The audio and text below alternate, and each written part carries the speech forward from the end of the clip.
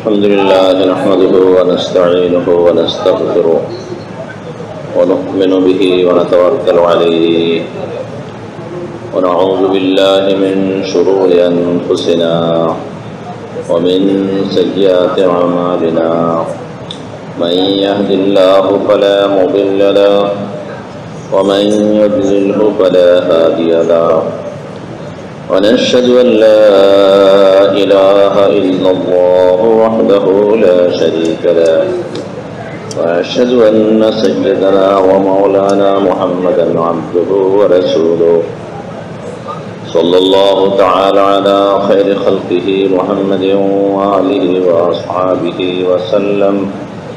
وسلم تسليما كثيرا كثيرا. أما بعد فأعوذ بالله من الشيطان الرجيم. بسم الله الرحمن الرحيم. إن الذين قالوا ربنا الله ثم استقاموا فلا خوف عليهم ولا هم يحزنون. وقال تعالى وذكر فإن الذكرى تنفع المؤمنين. وقال رسول الله صلى الله عليه وسلم من قال لا إله إلا الله مخلصا دخل الجنة. قيل وما إخلاصها؟ قال أن تحجزه عن محارم الله. وقال عليه الصلاة والسلام بلغوا عني ولو آية أو كما قال النبي صلى الله عليه وسلم. मेरे मोहतरम दोस्तों बुजुर्गों, আল্লাহ তাআলা আমাদের মতন দুর্বল উম্মতকে নবীওয়ালা কাজের জন্য আল্লাহ তাআলা নির্বাচিত করছে। আমাদের মধ্যে কোনো যোগ্যতা নাই, আল্লাহ তাআলা এই উম্মতকে বাছাই করছেন। আল্লাহ তাআলা পছন্দ করছেন যে আমার নবী চলে যাবে, নবীর সিলসিলা শেষ হয়ে যাবে, আর নবীওয়ালা জিম্মাদারি আমি এই উম্মতের উপরে ন্যস্ত করি। মানে এই উম্মতের সবাই নবীওয়ালা কাজের জিম্মাদার, মহিলারাও জিম্মাদার, পুরুষেরাও জিম্মাদার, বাচ্চারাও জিম্মাদার। আল্লাহ তাআলা বলেন কুল হাযিহি সাবিলি আদউ ইলাল্লাহি আলা বাসীরাতিন আনা ওয়া মান ইত্তাবা'আনি।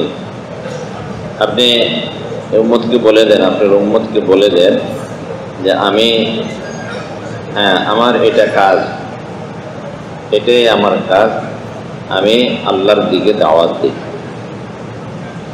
যে ব্যক্তি আমার অনুসরণ করবে সেও দাওয়াত দিবে। যে আমি দাওয়াত দেই, বুঝি শুনিয়ে দেই, আলা বাসীরাতিন, বসিরতের সাথে বুঝে শুনে দাওয়াত দেয়।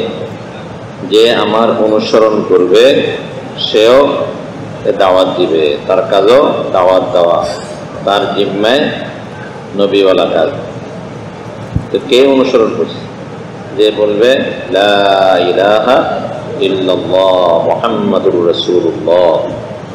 যে ব্যক্তি লা ইলাহা ইল্লাল্লাহ মুহাম্মাদুর রাসূলুল্লাহ বলবে, মুহাম্মাদুর রাসূলুল্লাহ যে বলবে সে নবীর অনুসরণ করেন,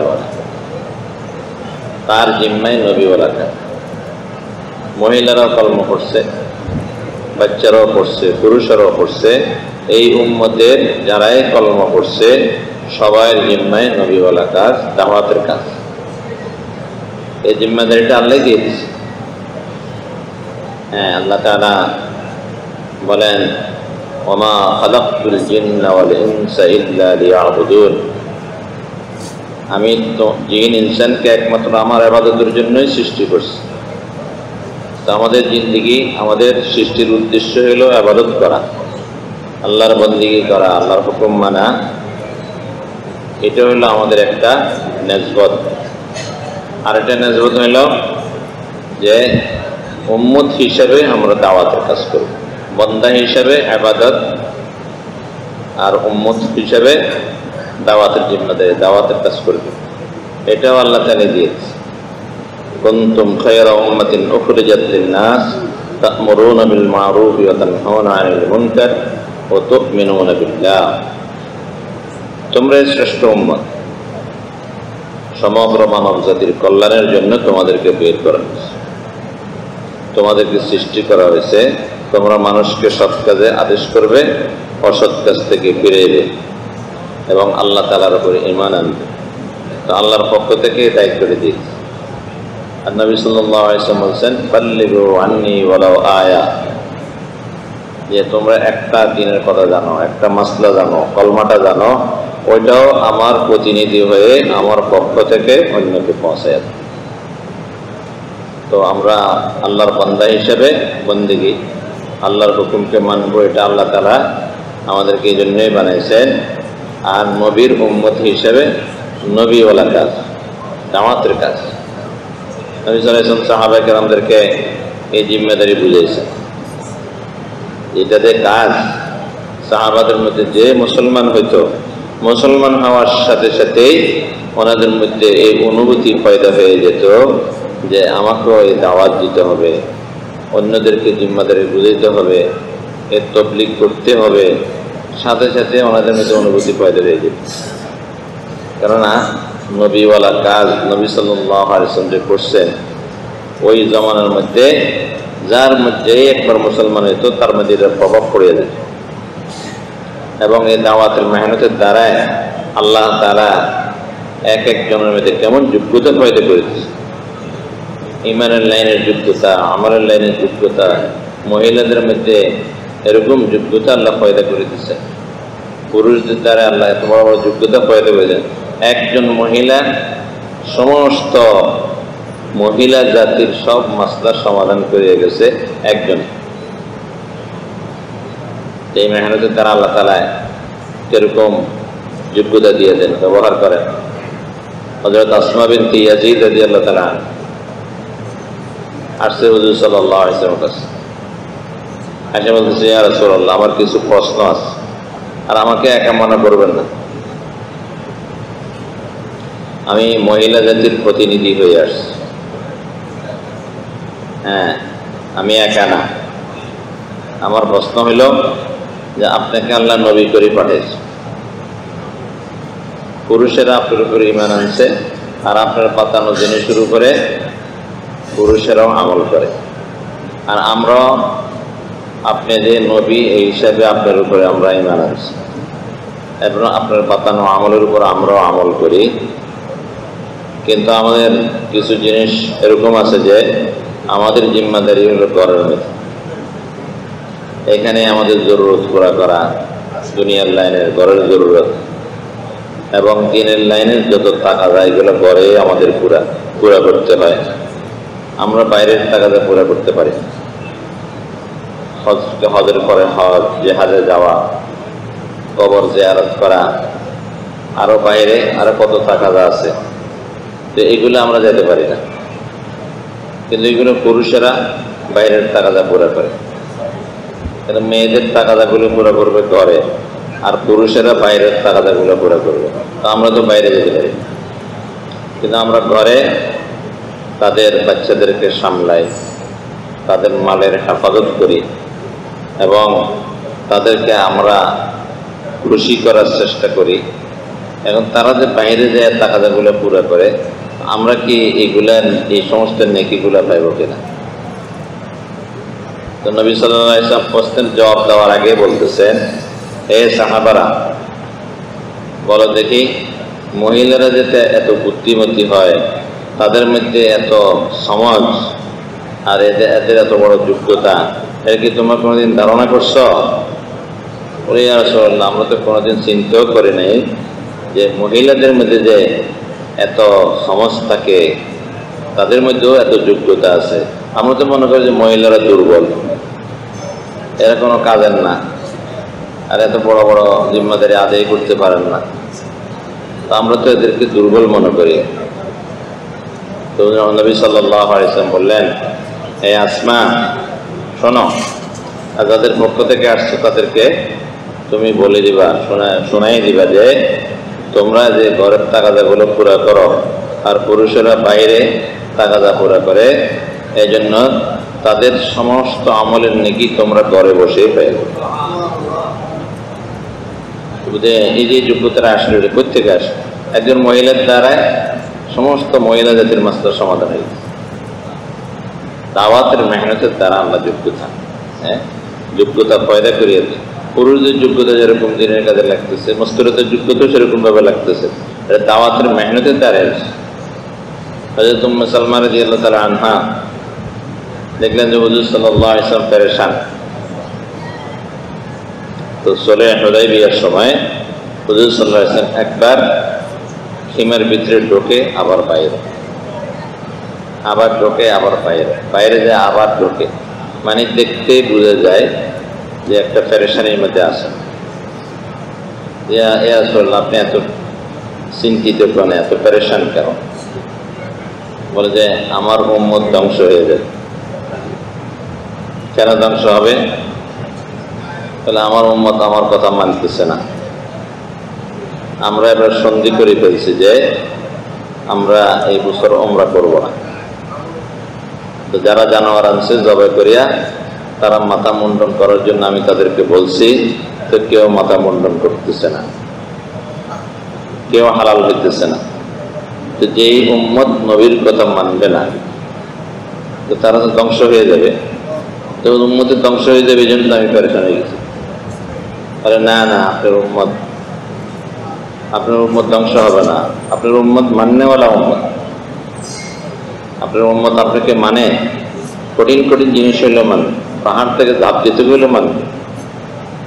সমুদ্রে যদি বলে যে তোমরা নিজেকে সমুদ্রের মধ্যে ঢালো, তোমাদের ঘোড়া ছাড়িয়ে দাও, তবুও আপনার উম্মত আপনাকে মান্যওয়ালা। বলে কই এখন তো মানতেছে না। বলে না, মানতেছে না, ওরা বুঝতে পারতেছে না। আপনি চান কিনা যে এরা সবাই মাথা মুন্ডন করো আর সবাই হালাল হয়ে যায়? বলে হ্যাঁ, আমি তো চাই, এই জন্য তো সবাই হুকুম দিয়ে দিছি। বলে তো এলে আপনি সবার সামনে বসে আপনার মাথাকে মুন্ডন করে নেন। হুজুর সাল্লাল্লাহু আলাইহি ওয়াসাল্লামের কথা বলেন না যে আরে তুমি মহিলা মানুষ কি জানো, আর কইলেই কি মানতে হইব নাকি? এটাই শিখেছে। নবীও যদি হয়, কেউ যদি একটা সহি রায় দিয়ে দেয়, তাহলে নবী হলেও মানে দেন, এটা শিখেছে। সহি কথাটা নবী হলেও মানে, তো তোমরা মানবে না কেন? তাহলে মহিলার কথা পুরুষেরা কি শুনবে? মহিলারাও যদি এরকম সহি রায় দিয়ে দেয়, মহিলারা যদি এরকম ভাবে পুরুষকে সাহায্য করে, তাহলে পুরুষ সেটাকে মানবে। হ্যাঁ, মানার মধ্যে তো কামিয়াবি, এবং ওই ব্যক্তি মানতে পারে যার মধ্যে সহি বুঝ পায়। তো হুজুর সাল্লাল্লাহু আলাইহি ওয়াসাল্লাম গিয়া সবার সামনে মাথা মুন্ডন করলেন। এটা দেখে আর কোনো কথা নাই। সাহাবারা সবাই একজনের মাথাকে একজনের মুন্ডন করতেছে, সাজতেছে। তো চুল কাটতেছে নাকি মাথা কাটতেছে এতটুকু খবর নেই, রক্ত পড়তেছে। হযরত উম্মে সালমা রাদিয়াল্লাহু তাআলা আনহা, ইনি তো এই উম্মতের একজন, উনি তো মহিলা জাতির মধ্যে একজন, কিন্তু এই দিনের মেহনতের দ্বারা আল্লাহ তাআলা পুরুষ তো পুরুষে, মহিলাদের মধ্যেও আল্লাহ তাআলা এত যোগ্যতা দিয়েছে যে একজন মহিলা নবীকে পর্যন্ত রাহাবারি করতে পারে এবং উম্মতের মাসলাকে সমাধান করে দিতে। এরকম যোগ্যতা আল্লাহ দিয়েছেন। মেহনত করার দ্বারাই তো যোগ্যতা পয়দা। মেহনত না করলে তো যোগ্যতা পয়দা হবে না, সহি বুঝ পয়দা হবে। আজকে আমাদের মস্তুরাতরা ঘরের মধ্যে, এদের সব যোগ্যতা ঘরের মধ্যে লাগে আমাদের মহিলা। আর পুরুষেরা ব্যবসার মধ্যে, দোকানের মধ্যে, ক্ষেত খামারের মধ্যে যোগ্যতা লাগাই দিচ্ছে। এই জন্য আমাদের যোগ্যতা কোথায় নষ্ট হইতেছে? একজন মহিলা মনে করে যে আমি এলাম ঘরের জিম্মাদার, এবং ঘর গুছানো, খানা পাকানো, কাপড় ধোয়া, বাচ্চা সামলানো, ঘরকে ঝাড়ু দেওয়া, মেহমান আসলে মেহমানের মেহমানদারি করা, এগুলো হলো আমার জিম্মাদারি। তো নিজেকে জিম্মাদার মনে করে, এরকম জিম্মাদার মনে করে না, এরকম না, জিম্মাদার মনে করে। এবং জিম্মাদারি কি? এই জিম্মাদারি হলো জরুরতগুলা ঘরের। আর এই জিম্মেদারিকে একবারে হক আদায় করিয়া করে। নাস্তার সময় নাস্তা, দুপুরের খানার সময় দুপুরের খানা, তো নাস্তা কখন দিতে হবে, আবার পাকানো কখন শুরু করতে হবে নিজের জিম্মাতেই করে। দুপুরের খানা কখন করতে হবে, তো 2টা বাজে খানা দিলে তো এর জন্য পাকশাক কখন, তরকারি কুটা কখন শুরু করবে, রান্না বান্না কখন ছড়াইবে, হ্যাঁ জিম্মেদারির সাথে করে। বলা লাগে না দুপুরে খানা পাকাইতে হইব না, নাস্তা পাকাইবে না, বলা লাগে না। রাত্রের খানা বলতে বলা লাগে না, কারণ এটা দায়িত্ব মনে করছে, হক আদায় করিয়া দায়িত্বকে করে করতেছে। কোথায়? ওই ঘরের মধ্যে। আমাদের পুরুষেরা একজন ব্যবসার মধ্যে সারাদিন দিকে লাগাই দিচ্ছে, আমি ব্যবসায়ী, ব্যবসা করাই তো আমার জিম্মাদারি।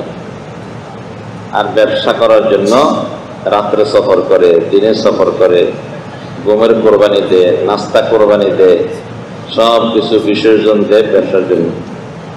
তো ব্যবসার জিম্মাদারিটা কে বুঝছে? দোকানের জিম্মাদারি বুঝে আসছে। জমিনের মধ্যে রাত্রে মেহনত করতেছে, পানি দিতেছে, হাল চালাইতেছে, আবার ফসল লাগাইতেছে, ফসলের হেফাজত করতেছে, জমিনের মধ্যে যোগ্যতাকে লাগাইতেছে। এই জন্য আমাদের এই যোগ্যতা কোথায় খরচ হচ্ছে? বেদামি জিনিসের মধ্যে খরচ হয়ে যাচ্ছে। এই যোগ্যতা দিয়া, এই যোগ্যতা যখন দিনের কাজে লাগবে, তো এটা আল্লাহ তাআলা এই যোগ্যতাকে এই যোগ্যতা দিয়া কত বড় বড় কাজ করায় না। একজন জাহান্নাম থেকে বাঁচতে পারে, একজনের জিন্দেগিতে দিন জিনতে হবে। হ্যাঁ, যদি দিনের লাইনে যদি জিম্মাদারিটা বুঝে আসে। হ্যাঁ, একজন মহিলার কত বছরকে বছর এই ঘরের মধ্যে সব তার যোগ্যতা লাগতেছে, ওইটাকে জিম্মাদারি হিসেবে করতেছে। একজন ব্যবসায়ী, একজন দোকানদার, কোথায়? এই উম্মতের জান লাগতেছে, মাল লাগতেছে, তার বুদ্ধি বিবেক সব কিছু বেদামি জিনিসের মধ্যে লাগাইতেছে, যেগুলোর মূল্য আল্লাহর কাছে। আল্লাহ তাআলা এগুলো কোনো মূল্যায়নে করে না। যে তুমি দোকানদারি, ব্যবসা, এগুলোর মধ্যে তোমার সময় লাগাও। আল্লাহ তাআলা বলতেছেন, ইয়া আবদি খালাকতুকা লিইবাদাতি ওয়ালা তালআব ওয়া কাসসামতু লাকা রিজকান ওয়ালা তাতআব। হে আমার বান্দা, তোমাকে আমি আমার বন্দেগীর জন্যই বানিয়েছি, আমার হুকুম আহকাম আদায় করবে এই জন্য বানাইছি। তুমি যে কোনো জায়গায় সময় লাগাইয়া খেলাধুলা নষ্ট করে দিও। বিল্ডিং বানানো, খেলাধুলা, কেন কবরে যাওয়ার সময় লাঠি মেরে ছুঁয়ে চলে যাবে, তো যেটাকে যাওয়ার সময় নিয়ে যেতে পারবে না, এটা খেলাধুলার জিনিস। জমিন এখানে থাকিয়ে দেবে, বিল্ডিং এখানে থাকিয়ে দেবে, এরকমভাবে আসবাব এগুলো সব এখানে থাকিয়ে দেবে। তো তুমি যেগুলো থাকিয়ে দেবে ওইগুলোর উপর মেহনত করতেছ, এই সমস্ত মেহনত করিয়া তোমার মেহনতকে তুমি নষ্ট করতেছ। ইউসুফ সাহেব রহমতুল্লাহ আলাইহি বলতেন, 2টা জিনিসের দ্বারাই মানুষ বাস্তব জিনিসটাকে বুঝতে পারবে। 2টা জিনিসের দ্বারা, একটা হলো মওতের দ্বারায়, মরলে সে হাকিকতটা বুঝতে পারবে। মরার সাথে সাথে বুঝতে পারবে যে হ্যাঁ, আমার এই মেহনতকে আমি কোথায় লাগাইলাম, আমার জিন্দেগিকে আমি কোথায় নষ্ট করলাম। আফসোস করবে, কোনো কাজে আসবে যে হায় হায় কি করলাম, আমার কোথায়। স্বপ্নের মতো না মনে হলো, স্বপ্ন মানে স্বপ্নে দেখে যে বিল্ডিংয়ের মধ্যে বাস করতেছে, ভালো ভালো খানা খাইতেছে, জাজিমের উপরে শুইছে, তার জন্য গাড়ি অপেক্ষা করতেছে, ড্রাইভার দাঁড়ায় তাকে সম্মান দেখাইতেছে। মনে হয় যে স্বপ্নটা মনে হয় খুব সুন্দর স্বপ্ন, মজার স্বপ্ন, আর স্বপ্নের ভিতরে মনে হয় যে এটা খুব হাকিকতে মনে হয় বাস্তব। তো খুব আনন্দ করতেছে, ফুর্তি করতেছে, মজা উড়াইতেছে স্বপ্নের মধ্যে।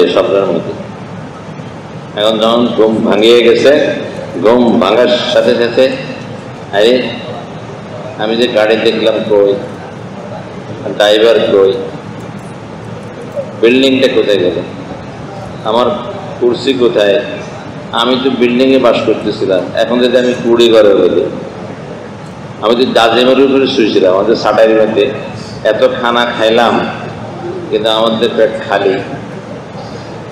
তো স্বপ্নগুলো কি আসল নাকি আসল নাকি বাস্তব না অবাস্তব? অবাস্তব জিনিস। একটা আফসোস, আহে কি দেখলাম কি দেখলাম কি দেখলাম। তো দুনিয়ার জিন্দিগিটা স্বপ্নের মতো নেই। চোখ দুটো বন্ধ হয়ে যাবে, মত আসবে, সাথে সাথে তার আসল চক্ষু খুলে যাবে। তো বলবে, যাই রে, আমি তো কিছু করছিলাম, ও আমার এইগুলো কোথায় গেল? কিছু টাকা পয়সা জমা করলাম, কই এগুলো? বিল্ডিং বানাইছিলাম, জায়গা জমিন করলাম, আসবাব জমা করলাম, গাড়ি ঘোড়া করলাম, এগুলো কই? কিছুতে দেখি না। তো স্বপ্নের মতো নেই হইল। ঘুম থেকে উঠে যেরকম আফসোস করে, মত আসার সাথে সাথে মৃত্যুর পরে সে আফসোস করবে যে হ্যাঁ, আমার এগুলো কই, আমার এগুলো কই, তা আমি তো কিছুই আনতে পারলাম না। কি স্বপ্নে দেখলাম কিনা, স্বপ্নের মতন মনে হবে। তো সে লজ্জিত হবে, আফসোস করবে, বলবে যে আল্লাহ আমাকে আবার ফেরত দিয়ে দেন, আমি বুঝতে পারি নাই। ফেরত দিব নাকি? কিভাবে ফেরত পড়াইবে আবার? আর বুঝলেও কোনো লাভ হলো না।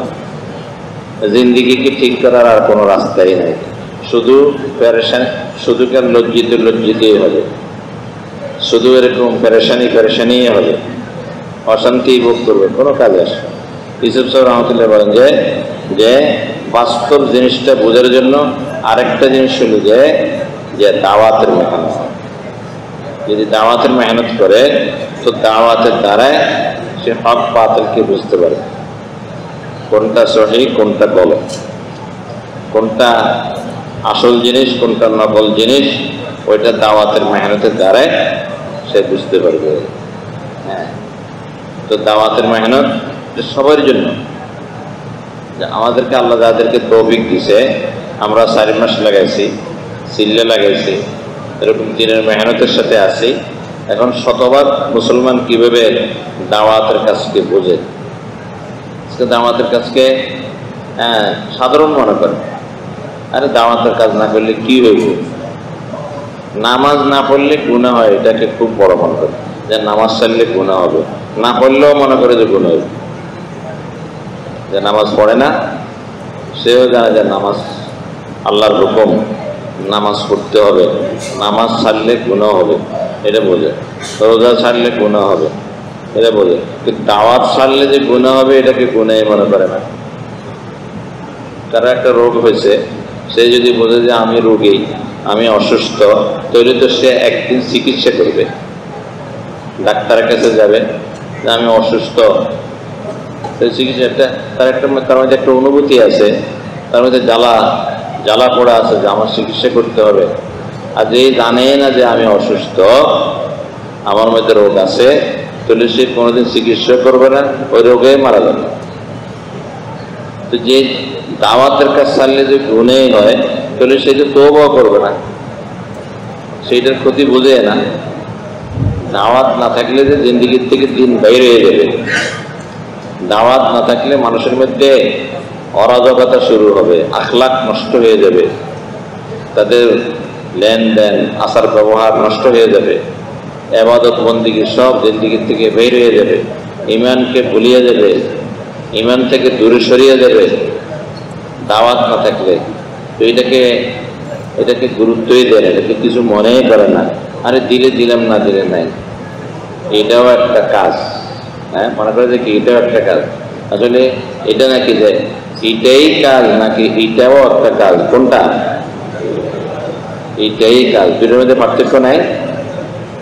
এইটাই কাজ, এটাও কাজ। কাজের মধ্যে এটা একটা কাজ আছে, আমাদের এটাই কাজ, দাওয়াতের মেহনতেই কাজ। এটার দ্বারা বাকিগুলো সব জিততে হবে, এটার দ্বারা দুনিয়া আখিরাত বানিয়ে দেব, এটাই কাজ। আল্লাহ পালেন, আল্লাহই পালেন, দুইটার মধ্যে পার্থক্য আসেনি? আল্লাহ পালেন নাকি আল্লাহই পালেন? আল্লাহই পালেন। আল্লাহই পাললে বলে এর মধ্যে শিরিক নেই। যদি আল্লাহ পালেন তাহলে এটা শিরিক হয়ে গেল। হ্যাঁ, ছোট শব্দের মধ্যে শিরিক হয়ে গেছে। আল্লাহ পালেন তাহলে পালনাওয়ালা আরো আছে, আল্লাহ পালেন, তো এটাই কাজ। যেমন পাকিস্তানে আব্দুল রাব সাহেব বলতেন, हम बंगाली नहीं हम पाकिस्तानी नहीं, हम हिंदुस्तानी नहीं। আমরা বাঙালি না, আমরা হিন্দুস্তানি না, আমরা পাকিস্তানি না, আমরা হইলাম আখির নবীর উম্মত। উম্মত মানে হইল, উম্মত অর্থ হইল যে দাওয়াত দেনেওয়ালা উম্মত, উম্মাতুদ দাওয়া, দাওয়াত দেনেওয়ালা উম্মত। এই উম্মতের জিম্মায় হইল দাওয়াত। দাওয়াত থাকবে, বাকি সব আমল জিনতে হবে দাওয়াতের দ্বারা।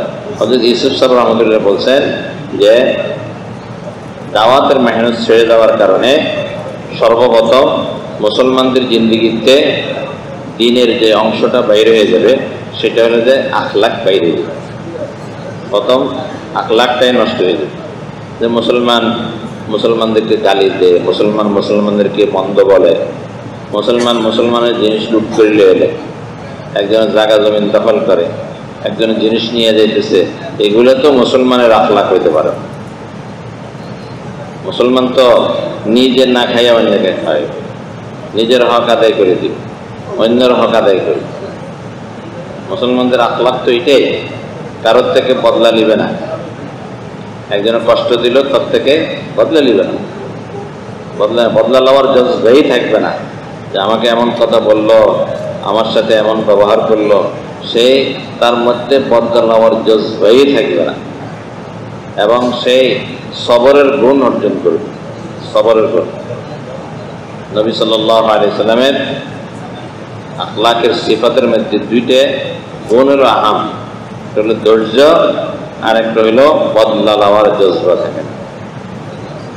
তায়েব থেকে হুজুর সাল্লাল্লাহু আলাইহি সাল্লামকে কিভাবে কষ্ট দিচ্ছে তায়েবওয়ালারা, এমনকি ফেরেশতা, পাহাড়ের ফেরেশতা লয়ে আসছে যে মক্কার পাহাড় মিশাইয়া ফিলে দুইটা মিলাইয়া তায়েববাসীদেরকে নিষ্পেষিত করে দিবে। তো হুজুর নবী সাল্লাল্লাহু আলাইহি সাল্লাম জিবরাইলের কথা শোনেন নাই, আল্লাহর দিকে মুতাওয়াজ্জিহ হয়ে বলতেছে, আল্লাহ আল্লাহুম্মা গফির লি কওমি ফাইন্নাহুম লা ইয়ালামুন। আয় আল্লাহ, আমার কওমকে মাফ করে দেন, তারা বুঝতে পারে। তো যারা দুশমনী করছে তাদের জন্য দোয়া করতেছে, বদলা লন নাই। এটা তো নবীর আখলাক, বদলা লন নাই। এবং মক্কা বিজয় হইল, তো মক্কাবাসীরা বলতেছে, আল্লাহ তো আপনাকে বিজয় দিয়ে দিচ্ছে, আর আপনি বিজয় বেশে মক্কা আসছেন, কিন্তু আমরা আপনাদেরকে মক্কার থেকে বাইর করে দিচ্ছি, আপনার সাহাবাদেরকে বাইর করে দিচ্ছি, কত সাহাবাদেরকে আমরা হত্যা করছি, এখন আল্লাহ আপনাকে বিজয় দিয়ে দিছে, কিন্তু আপনি আমাদের সাথে কি ব্যবহার করবেন? আর নবী সাল্লাল্লাহু আলাইহি ওয়াসাল্লাম যখন মক্কা ঢুকতেছে, ঢোকার সময় বলতেছে, লা ইলাহা ইল্লাল্লাহু ওয়াহদা, এক আল্লাহ ছাড়া কোনো মাবুদ নাই।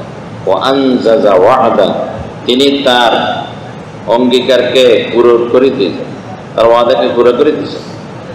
ওয়া নাসারা আবদা, তার বান্দাকে তিনি সাহায্য করছেন। ওয়া হাজামাল আহজাবা ওয়াহদা, আর তিনি দুশমনদেরকে একাই পরাজিত করেছেন। শুধু আল্লাহর কথাই বলতেছে, তিনি একাই, অদ্বিতীয় আর কেউ নাই। হ্যাঁ, তিনি এক মাহবুদ, আর তিনি নিজের ওয়াদাকে পুরা করে দিচ্ছেন। তিনি তার বান্দাকে সাহায্য করছেন, তিনি দুশমনদেরকে হারাইয়া দিচ্ছেন এবং তাদেরকে পরাজিত করে দিচ্ছেন। এটা যে আমরা পরাজিত করে দিছি, আমরা করছি, হ্যাঁ, আমরা মেহনত করি, আমরা। আল্লাহ এটা শুনি বলে যে তোমরা সব করলা, আমি কি করলাম? আল্লাহর দিকে নজবত করছে নবী সাল্লাল্লাহু আলাইহি ওয়াসাল্লাম, সব আল্লাহ দিকে। এখনো মক্কা ঢোকে নাই, কিন্তু মাথা নিচা করে বলছে, একবারে সওয়ারির উপরে মাথা নিচা করিয়া এই সমস্ত জিনিসগুলো বলতেছে। আর মক্কা প্রবেশ করতেছে, ঢোকার সময় বিভিন্ন জমাত বানাই দিছে।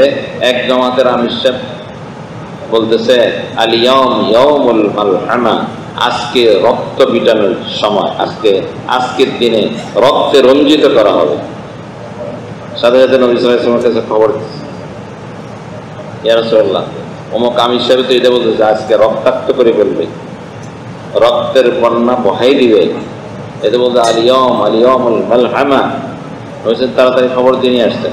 আমির বদলায় ফেলেছেন, আমির বদলায়া নবী সাল্লাল্লাহু আলাইহি ওয়াসাল্লাম ঘোষণা দিতেছেন, আল ইয়াউম ইয়াউমুল মারহামা, আজকে রহম, দয়া করার দিন।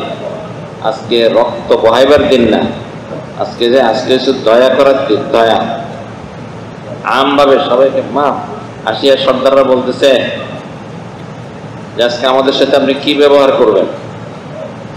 আমরা তো আপনার সাহাবাদেরকে হত্যা করছি, মক্কা থেকে বাইর করে দিচ্ছি, ওদের জায়গা জমিন সব আমরা দখল করে দিচ্ছি, ঘর বাড়ি লুটপাট করে লেগে গেছি, আর আপনারও আমরা বাইর করে দিচ্ছি।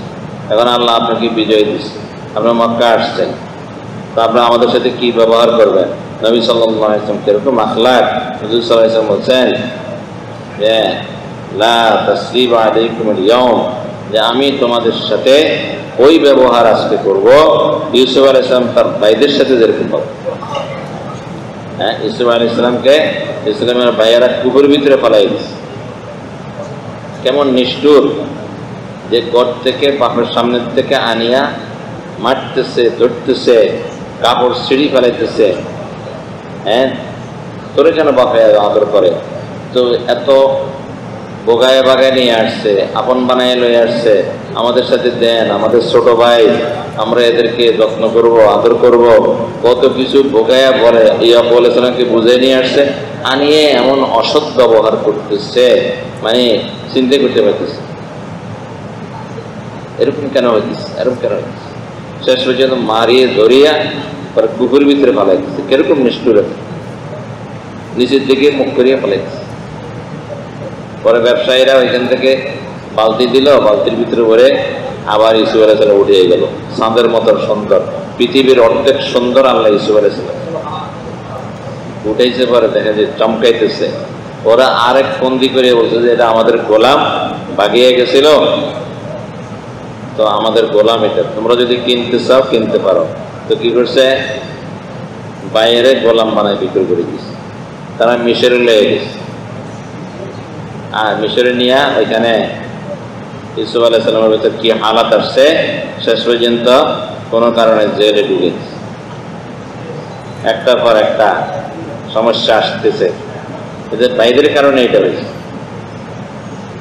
জেল থেকে আল্লাহ তাআলা কুকুর থেকে উঠাইলেন, মিশরের বাজারে গোলামির থেকে ছাড়াইলেন, মিশরের বাদশা বানায়া আল্লাহ তাআলা মিশরের রাজত্ব ইউসুফ আলাইহিস সালামের হাতে দিয়ে দিয়েছে। বাদশা প্রজা হয়ে গেছে। ভাইয়েরা সবাই অন্যান্য লোকেরা সবাই ইউসুফ আলাইহিস সালামের কাছে রেশন আনতে যায়। যাকে এত নির্যাতন করলো আল্লাহ তাআলা তার কাছে সবাইকে মুখাপেক্ষি করে দিয়েছে। তার কাছে যে ধর্ণা ধরতেছে, তা এখন ভাইয়েরা বলছে যে ভাইয়েরা তো এখন চিনি ফেলছে যে ইনি তো ইউসুফ। ইউসুফ আলাইহিস সালাম পরিচয় দিছে যে আমি ইউসুফ, এগুলো আমার ভাই।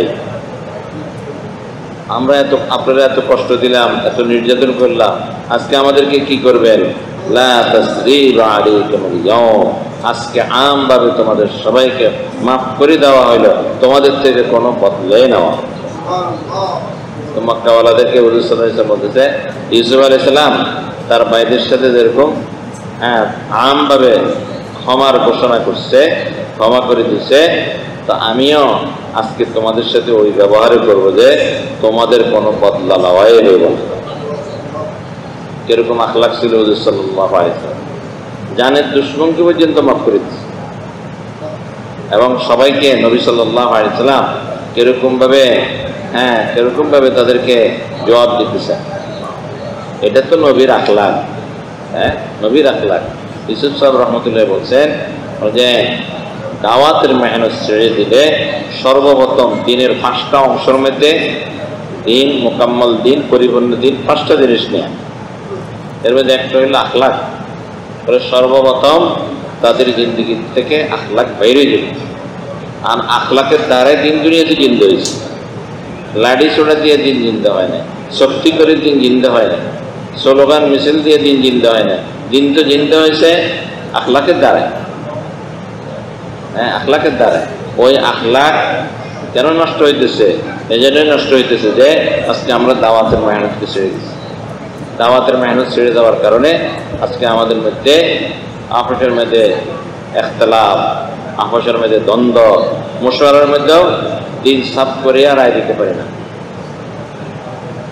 সাইয়েদ আহমদ খান সাহেব রহমতুল্লাহ বলছেন মশওয়ারার মধ্যে যখন বসবে তো একবারে দিল সাফ করে ফেলবে, কারো ব্যাপারে কোনো রকম বিদ্বেষ হিংসা কিছুই না থাকে, তাহলে ওই মশওয়ারার দ্বারাই উম্মতের বড় বড় মাসলা সমাধান হয়ে যাবে।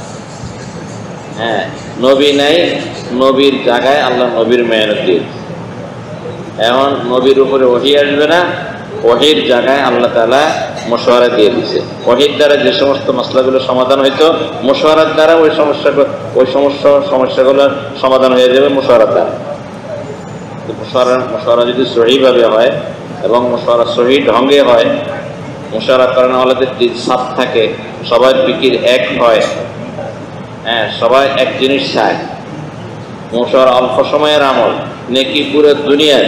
দাওয়াতের জন্য মশওয়ারা এত গুরুত্ব, দ্বীনের জন্য নামাজের যেরকম গুরুত্ব, নামাজ ছাড়া যেরকম দ্বীন হয় না, মাতার সমতুল্য, যে মানুষকে নামাজ ছাড়া চিনেই যায় না, দাওয়াতের জন্য মশওয়ারা এত গুরুত্ব রাখে।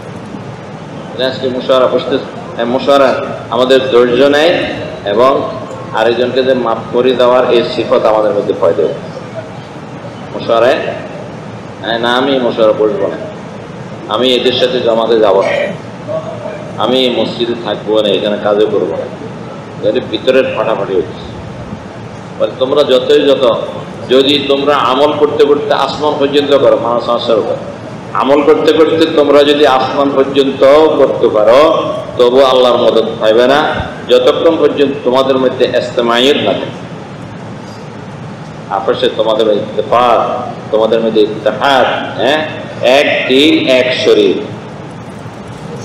জন্য মাল খরচ করে আত্মা কাজা পুরা করে করে এই জমানায়, এই সময়ের মধ্যে কেউ দিনের লাইনে আগে বাড়তে পারবে না। আমি মাল খরচ করব, আমি সবার আগে চলে যাব, আমি এরকম বড় বড় তাকাজা পুরা করব, আমি লম্বা লম্বা সময় লাগাইব বলে এইগুলো দিয়ে এই জমানায় আগে বাড়তে পারো। এই জমানায় আগে বাড়তে হইলে সিফতের কোরবানি দিয়ে আগে বাড়তে। তার মধ্যে কিরকম গুণ আছে, সিফাত আছে, সিফতের মূল্য আছে। হ্যাঁ, সিফত যার মধ্যে থাকবে সে দামি হবে, কেন সিফতগুলো পয়দা হয় সব ভিতরে। হ্যাঁ, ভিতরটা যদি ঠিক হয়ে যায় তাহলে বাইরে যে যেরকমে হোক, বাইরে যে বাসের মধ্যে লেখছে সুপার সার্ভিস, একবারে কয়েক ধরনের বাতি জ্বলে, রং টং দিয়া সুপার সার্ভিস বানাইছে। এখন রাস্তা উঠে স্টার্ট দিছে, পরে বন্ধ হয়ে গেছে, আর ধাক্কায়ও চালানো যায়, কেননা ইঞ্জিন ঠিক নাই, ইঞ্জিন দুর্বল, ভিতরে দুর্বল, আর কিছুই লেখা নাই, ভাঙাচুরা দেখা যায়, রং টং নাই, কিন্তু ইঞ্জিনটা ঠিক আছে। তাহলে এটা জায়গা মতো পৌঁছাই দিবে কি না? দিবে। ভিতরটা যদি ঠিক হয় তাহলে আল্লাহ পর্যন্ত পৌঁছাই দিবে, আখিরাতের রাস্তা ফায়দা করে দিবে, কবরের মধ্যে সমাধান হয়, মওতের সময় তার ইজ্জতের ফয়সালা হয়ে যাবে, কবরের মধ্যে তার জান্নাতের বাগান বানিয়ে যাবে, আখিরাতের সমস্ত ঘাটিগুলা তার জন্য আসান হয়ে যাবে যদি ভিতরটাকে ঠিক করিয়ে ফেলে। ভিতর দিয়ে ফয়সালা, জাহেরি আমল দিয়ে মানুষ এত দামি হতে পারে না, ভিতরের আমল দিয়ে যেরকম দামি হতে পারে। এক সাহাবী হুজুর সাল্লাল্লাহু আলাইহি ওয়াসাল্লাম বললেন যে এখন একজন লোক এখন ঢুকবে মসজিদের মধ্যে, এখন ঢুকবে সে জান্নাতি। সবাই তাকে রইল যে এক আনসারি সাহাবী ঢুকলো, জুতা বগলের নিচে রাখছে, পানি টপকে টপকে পড়তেছে। দ্বিতীয় দিনও বললো যে এখন একজন লোক ঢুকবে সে জান্নাতি। দেখা যায় উনি তৃতীয় দিন একই কথা, 3 দিনে একজনের ব্যবহার হয়েছে। সাহাবাদের মধ্যে আমলের আগ্রহ ছিল, তলব ছিল, যে উনি কি আমল করিয়া জান্নাতি হলো, ওই আমলটা আমি তালাশ করে বাইর করি। ওনার পিছে পিছে গেছে যে আমি আপনার জন্য 3 দিন মেহমান হইব। আচ্ছা ঠিক আছে, দিনে রাত্রে তালাশ করতেছে আমলটা পাই কিনা। দেখে যে উনি যেগুলো করে উনি এর চেয়েও কম করে। কোনো সময় উনি তাহাজ্জুদ পড়ে না, কোনো সময় তাহাজ্জুদ ফৌত হয়ে যায়। দিনের আমল, রাত্রের আমল, বলে আমি তো ওনার চেয়ে বেশি আমল করি, কিন্তু হুজুর সাল্লাল্লাহু আলাইহি ওয়াসাল্লাম তো আমাকে জান্নাতের সুসংবাদ দিল না। তো ওনার তো আমার থেকেও আমল কম, কিন্তু জান্নাতের সুসংবাদ কেন শোনাইল? তখন তো তালাশ করেই পায় না, তখন নিজেই যাই এক কোথায় বাইর করছে। আচ্ছা, আমি তো একটা কারণেই ছিলাম আপনার, যে আমি জানতাম আপনার জান্নাতি হওয়ার কারণটা কি, কিন্তু আমি তো তালাশ করেই পাইলাম না। বরঞ্চ দেখতেছে আপনার আমল আরো কম। আপনিই বলেন যে আপনি কি আমল করেন।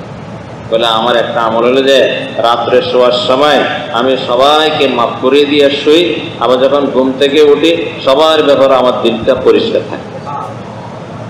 বলে এই জন্যই তো আপনাকে আল্লাহ নবী জান্নাতি বলছে। আপনি পারছেন এই কাজটা করতে, আমি এই কাজটা করতে পারবো না। আমি পারবো না এই কাজটা করতে। তালাশ করিও যদি আমি তালাশ করি বাইরে গেছে, কিন্তু এই গুণটা আমার ভিতরে নাই। আপনারা যে সুসংবাদ দিচ্ছে আমি ওই সুসংবাদটা পাইব না। তো জাহিরি আমল দিয়া আল্লাহর কাছে দামি হলো নাকি ভিতরের আমল দিয়া দামি হলো? কষ্ট করলাম, টাকাটা পুরা করলাম, দেশ বিদেশে সফর করলাম, সব করলাম, কিন্তু আমার দিলকে ঠিক করতে পারলাম না, আমার দিলকে সাফ করতে পারলাম না, তাহলে তো আমার সব কিছু এগুলো দিয়েও আল্লাহর কাছে এত দামি হতে পারে। যেন এই গুণগুলো পয়দা করার জন্য কোরবানি দিয়ে আল্লাহ রাস্তা পাই দাও। প্রত্যেক বছর যে 4 মাস বলে, কেন বলে? যত কোরবানি দিব তত আমার মধ্যে ওই গুণগুলো আসতে থাকে, আর গুণের দ্বারাই আল্লাহ তারা দামি বানায়। কি কোন প্রতি বছর 4 মাস সবাই তৈরি আছে তো ইনশাআল্লাহ? আচ্ছা, যাদের 4 মাস হয়ে গেছে বিদেশের জন্য বলি তো ইনশাআল্লাহ 5 মাসের জন্য। যাদের 4 মাস হয়ে গেছে তারা 5 মাসের জন্য বলি ইনশাআল্লাহ। বলেন ভাই, বলেন। যাদের 4 মাস হয়ে গেছে তারা 5 মাসের জন্য বলি।